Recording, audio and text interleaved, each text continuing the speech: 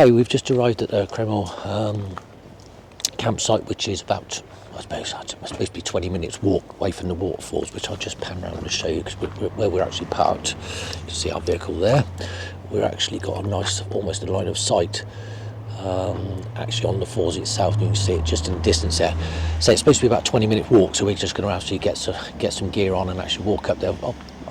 I can imagine that you're probably going to need sort of light to sort of medium walking clothing. Bit of an overcast day today, no, but still, I've got to be honest, Mr. Sunshine's certainly sort of popping his head through over there, so that could be a good sign. Once that burns all off, I reckon we could be in for another lovely day. And then I won't have to wear this thick top, which is obviously going to make me sweat a bit walking up there. Get back to the pitch itself. Drove straight in, find yourself a pitch, and away you go.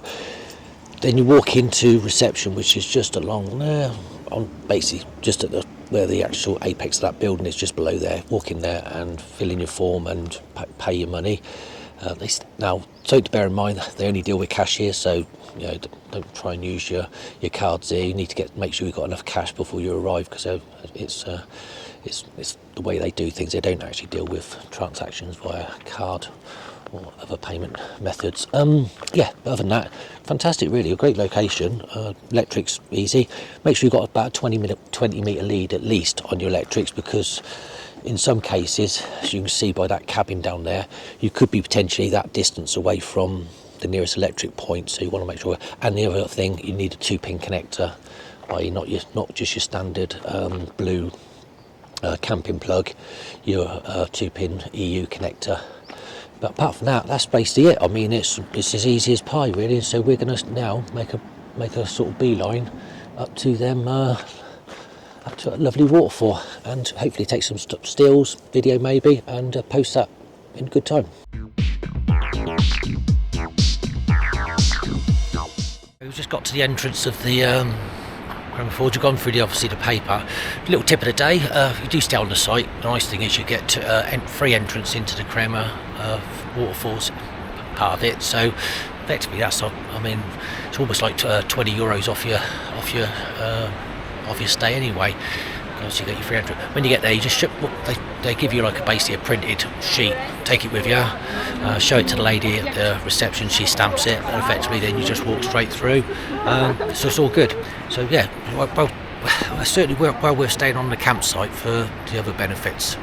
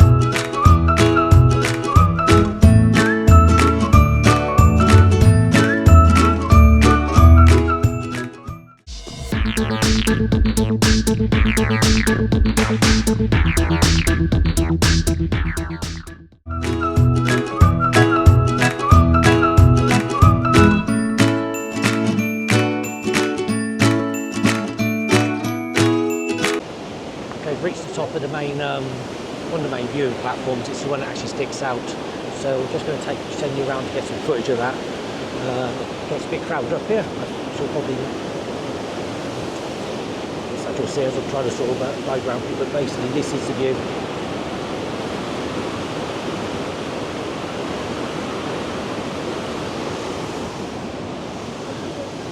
Okay, that's the view from the main viewing platform. I say it's the main one. There's actually a bridge, which we've just on a minute ago, waters up there. Don't know whether you can hear me above all the wash and so forth, but you can see it is very stunning and worth the effort. Worth the effort now, I must confess. Whether it's worth the effort halfway up, I don't know. I sort of felt differently then, but once you get to the top and you've had a rest, it actually thinks, well, yeah, it was worth it. It's definitely worth it, climbing all the way to the top. Just nothing else, just to say you hadn't been beat, really. So, yeah. From the top of the Krimml Waterfalls, I will be signing off and doing some photos on the way down.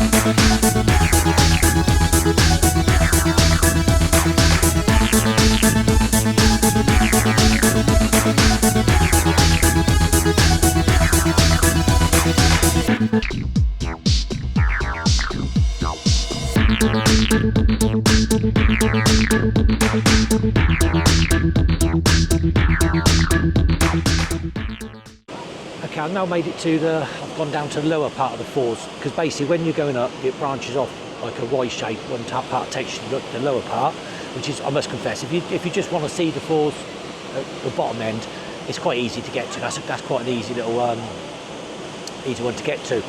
If you're going to the top, then, well, my app at the moment was registering about six miles, which is what, about 10 kilometres in European money, and it was something like about 20,000 steps. I haven't even finished yet, so that's what it's registering at the moment. So it is, yeah, I've got to be honest, it was yeah, it was quite intense to get up there. There was a lot of people, even with people like sort of in jogging gear and so forth, you know, people who obviously go to a gym a lot more than me. Even they were sort of like, at parts they were sort of leant over benches and so forth. So it is really hard hard walk up there. I mean, don't get me wrong, I'm 60 years old, so I mean, you know, wouldn't expect me to to make it easy out of it. But no, it is hard work. So I forewarn you, if you're not really sort of like, if you're not up to it, don't risk it. It's not worth it. You're going to stray yourself. Where what you can do, there's a few stops on the way where you can pull in, get some nice photos, which in some ways are equally as good as the top. So rather than overstraying top, but the bottom's nice. You can get to it really easy. I did actually go over there and right up close to it and actually take some photos, but I wouldn't recommend that. I slipped over on the way back, so I wouldn't recommend it. And it's not worth it. Not worth it to get a good photo. You can get pretty much equally good photos over there in a lot safer position. Yeah, leave people like me to fall over and do it ourselves, not yourself. Anyway, yeah, so you can see it's beautiful down the bottom. Bit of mist from here, so it's nice and cool. So obviously, if it is a hot summer's day, you'll love it down here. Let me see some tips. The tips I would say at the moment was the fact that if you get yourself some sticks, possibly, because a lot of people are using sticks on the way down. I think on the way down, it can play on your knees a bit when you're sort of walking down all that distance. Whereas at the top, it's more sort of obviously more muscles triggering up. Where on the way down, it's more you're banging your knees all the time. So I'd recommend maybe getting some sticks to sort of maybe cushion that a little bit. And also get here early and start, because I mean we started here about, it must have been about 11 o'clock. It's took about 3 hours so far, and I reckon you're probably talking a good 4-hour round trip. If you want to go to the top, take some photos, and also the bottom. You're talking 4 hours. You don't really want to be up there late at night trying to make your way back. So try and start at least by 12 o'clock, otherwise you're going to be trying to come back down in dawn.